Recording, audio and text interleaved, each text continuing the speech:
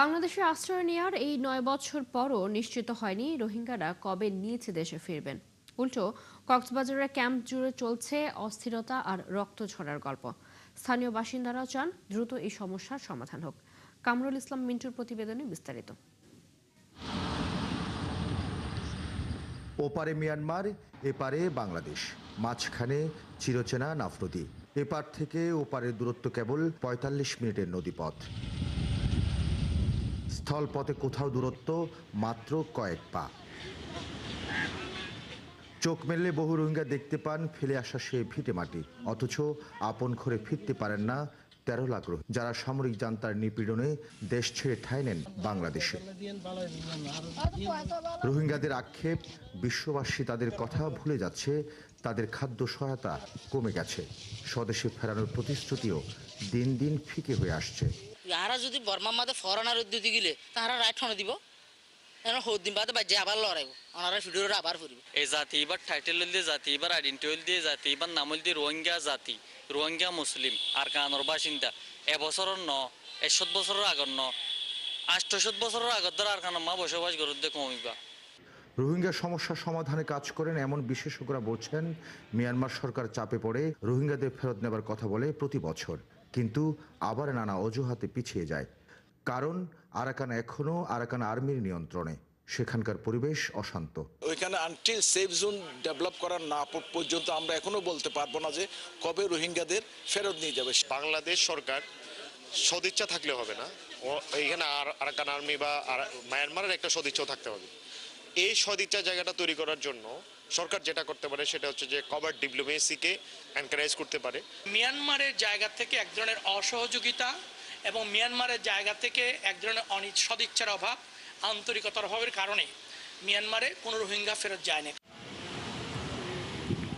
বাংলাদেশের শরণার্থী ত্রাণ প্রত্যাবাসন কমিশনারও রোহিঙ্গা সংকট সমাধানের কোনো পথ দেখছেন না এখনই। রোহিঙ্গারা কেন আসছে? তারা তো আসছে প্রাণের ভয়ে, যান বাঁচানোর জন্য বাংলাদেশে আশ্রয় নিয়েছে। তো যেইখান থেকে এসেছে সেইখানে তো পরিস্থিতি এমন হয়নি যে তারা ফেরত গিয়ে ওখানে নিরাপদে থাকবে, সেরকম তো হয়নি। আর কক্সবাজারের সচেতন মানুষেরা জানান, দীর্ঘদিন একটি ক্যাম্পে বসতির কারণে সংঘর্ষ বাড়ছে, সৃষ্টি হচ্ছে নতুন সন্ত্রাসী গোষ্ঠী, নতুন নতুন অপরাধ সৃষ্টি হচ্ছে ক্যাম্পে। কামরুল ইসলাম মিন্টু, ৭১, কক্সবাজার। মাগুরার আলোচিত শিশু আসিয়া ধর্ষণ ও হত্যা মামলায় প্রধান আসামি হিটু শেখের ডেথ রেফারেন্স ও আপিলের রায় হবার কথা রয়েছে আজ। বিচারপতি বিশ্বদেব চক্রবর্তী এবং কে এম রাশিদুজ্জামান রাজার হাইকোর্ট বেঞ্চে এই রায় দেওয়া হবে। আদালতে আসামি পক্ষে রাষ্ট্র নিযুক্ত আইনজীবী হিসেবে রয়েছেন হাফিজুর রহমান খান, রাষ্ট্রপক্ষে ছিলেন ডেপুটি অ্যাটর্নি জেনারেল ইমাম হোসেন তারেক। গত বছরের ৫ মার্চ রাতে মাগুরা শহরের নিজনান্দুয়ালি এলাকায় বোনের বাড়িতে বেড়াতে গিয়ে ধর্ষণের শিকার হয় ৮ বছর বয়সী শিশুটি। তার বোনের শ্বশুর হিটু শেখ তাকে ধর্ষণের পর হত্যারও চেষ্টা করেন বলে মামলায় অভিযোগ করা হয়েছে।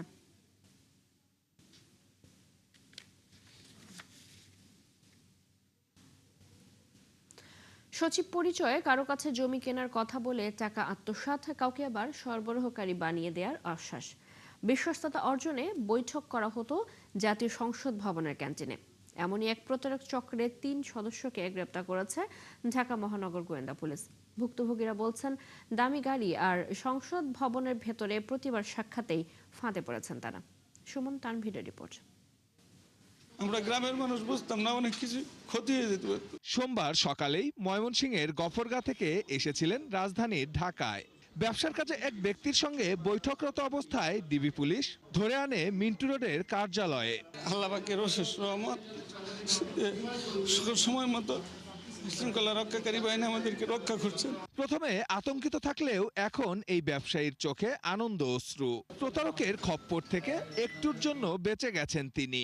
গ্রাম থেকে আসছি, আমাদেরকে বলছে এই ফার্নিচার এই মানি অর্ডার দিবে ৭১,৪০,০০০ টাকা করে, ১ মাস যাবত এরকম আলোচনা চলতেছে।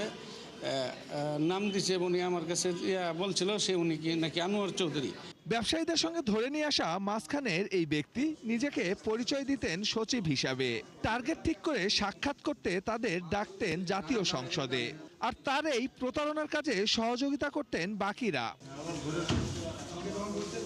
ডিবি পুলিশ বলছে নিজেকে সচিব পরিচয়ে জমি কেনার ফাঁদ পাততেন। একই জমি একাধিক ব্যক্তির কাছে বিক্রি করে সেটি আবার কিনে নেওয়ার লোভ দেখানোই ছিল তাদের ব্যবসা।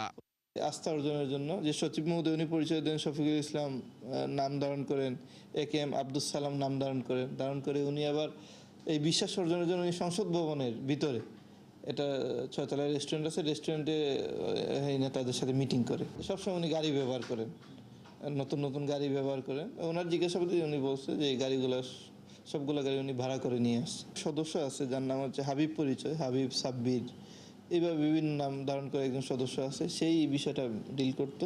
তো তাকে গ্রেপ্তার করলে আমরা জানতে পারবো।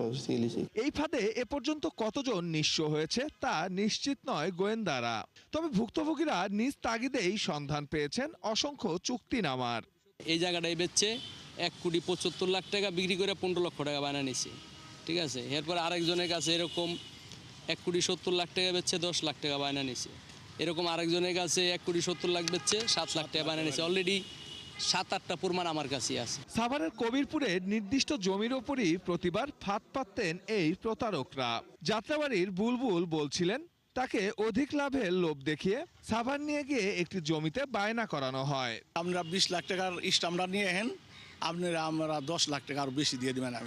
তারপর আমি যাম রোহিঙ্গা ক্যাম্পে বাসান ট্যাগ ওই মনে আইসে এই 1 মাসের ভিতরে আমি রেজিস্ট্রি করে হলাম। বুঝতে পারি না যে এইরকম মানুষ এরকম, আর সংসদ ভবনের ভিতরে নিয়ে গেছে, আর এত সুন্দর কথা আমরা বুঝতে পারিনি। ডিবি পুলিশ জানিয়েছে জীবনের কোনো এক সময় এই ভুয়া সচিবও একইভাবে প্রতারণার শিকার হয়েছিল। তারপর থেকেই নিজেই গড়ে তোলেন একটি চক্র। দেশের বাইরে থেকে 10-12 বছর থাকার পর দেশে আসেন, দেশে আসার পর উনি নিজেও প্রতারিত হয়েছেন। সুমন তানভীর, 71, ঢাকা। জ্বালানি তীব্র সংকটে দেশে প্রায় 1850 বস্ত্রকলের অর্ধেকই এখন বন্ধ। এভাবে চলতে থাকলে বাকিগুলো দ্রুত বন্ধ হবে বলছে বস্ত্রকল মালিকদের সংগঠন BTMA। অন্যদিকে গার্মেন্টস মালিকরাও বলছেন দিনের বেশিরভাগ সময় বিদ্যুৎবিহীন হয়ে বন্ধ থাকছে কারখানার উৎপাদন। এমন যখন পরিস্থিতি, তখন জ্বালানি নিয়ে সরকারের মন্ত্রীদের এক এক সময় এক এক ধরনের বক্তব্যে ক্রেতা প্রতিষ্ঠানগুলো ক্রয়াদেশ দেয়া নিয়ে অনিশ্চয়তা ভুগছে। জাহিদুল ইসলামের রিপোর্ট। দেশের বেশিরভাগ বস্ত্রকল চলছে উৎপাদন সক্ষমতা কমিয়ে অথবা পড়ে আছে বন্ধ হয়ে, কারণ প্রয়োজন মতো পাওয়া যাচ্ছে না কারখানা চালানোর অন্যতম কাঁচামাল গ্যাস। এই খাতের উদ্যোক্তারা বলছেন এরপরও দিতে হচ্ছে শ্রমিকের মজুরি এবং ব্যাংক ঋণের চড়া সুদ। অথচ কবে নাগাদ জ্বালানি সমস্যার সমাধান হবে সেটি নিয়েও তৈরি হয়েছে ধোঁয়াশা। BTMA-তে ধরেন 1850টি ফ্যাক্টরি আছে, 900টি বন্ধ। আজকের যদি হিসাব টান দেন আমার মনে হয় এটার সংখ্যা আরও বেশি। ব্যাংকে সময় মতো টাকা আমি দিতে পারি না, আমার লোন ঋণ খেলাপি হচ্ছে। এমন অবস্থায় আমরা যাচ্ছি সমগ্র দেশ এই সংকট নিয়ে। আমার তো মনে হয় এটা আরও কিছুদিন চললে দুর্ভিক্ষই হতে পারে। এখন পর্যন্ত আমরা এনার্জি মিনিস্টারের সাথে দেখা করতে পারিনি। গার্মেন্টস ব্যবসায়ীরা বলছেন জ্বালানির অভাবে তাদের কারখানাও বন্ধ থাকে দিনের বেশিরভাগ সময়। বায়াররাও কিন্তু আমাদেরকে বারবার এটা নিয়ে কিন্তু কনসার্ন এবং জিজ্ঞাসা করতেছে, প্রতিদিন যে 4-5 ঘন্টা লোডশেডিং হচ্ছে, এই পরিস্থিতিতে আপনি তো প্রোডাকশন করতে পারছেন না। যে ভলিউমের অর্ডারটা আপনাকে দিব, আপনি কি যথাসময়ে আপনি কি শিপমেন্ট করতে পারবেন? তো সরকারের কাছে আমাদের অনুরোধ থাকবে যেন আমাদের দ্রুত বিদ্যুৎ গ্যাস আমাদেরকে যেন সরবরাহ করে থাকে। 2 বছর 1 বছর এগুলো করলে এই দেশে পার্টশিপের মতো এই ব্যবসা আর থাকবে না, আরামসে থাকবে না। মধ্যপ্রাচ্য যুদ্ধের কারণে কাতার এবং ওমান থেকে চুক্তি অনুযায়ী গ্যাস না পাওয়ায় তীব্র হয়েছে জ্বালানি সংকট। অন্যদিকে যন্ত্রপিকল থাকায় আমদানি করা LNGও সময় মতো খালাস করা যাচ্ছে না। জ্বালানি নিয়ে সরকারের মন্ত্রীদের এক এক সময় এক এক বক্তব্য গণমাধ্যমে প্রচার হওয়ায় রপ্তানি বাজারে নেতিবাচক প্রভাব ফেলছে বলেও জানিয়েছে পোশাক রপ্তানিকারকদের সংগঠন BGMA। আমাদের এই মেসেজগুলো তো চলে যাচ্ছে আমাদের বায়ারদের কাছে, আর যখনই বায়ারের কাছে মেসেজটা চলে যাচ্ছে বায়াররা কিন্তু তখন একটু শঙ্কিত থাকে যে ফার্দার যে অর্ডারগুলো আছে এগুলো প্লেস করবে কিনা, এবং যেগুলো প্লেস করা আছে এগুলোকে শিপমেন্ট কিভাবে নেবে। অর্থনীতিবিদরা বলছেন জ্বালানি নিয়ে সরকারের সমন্বিত পরিকল্পনা স্পষ্ট করা উচিত। আগের জায়গার থেকেও আমরা খারাপ জায়গায় চলে গেছি, কারণ আমার কিছু টেকনিক্যাল সমস্যাও হয়েছে আমদানি পর্যায় থেকে। দ্বিতীয় হলো আমার বহির্বিশ্বের বাজারের কারণে আমি কতগুলো চাপের মধ্যে পড়েছি।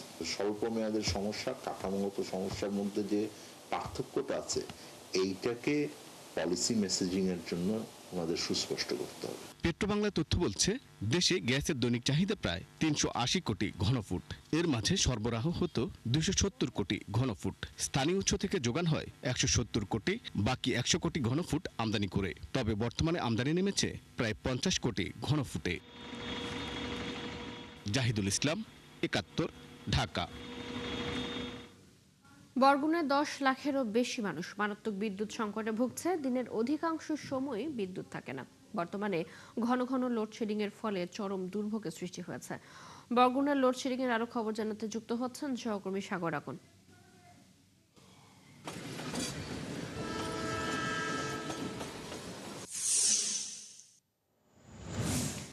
সাগর, লোডশেডিং এর ফলে ভোগান্তি কেমন দেখছেন জানাবেন। একই সাথে সংকট সমাধানের বিষয়ে সংশ্লিষ্ট কর্তৃপক্ষ কিছু বলেছে কিনা?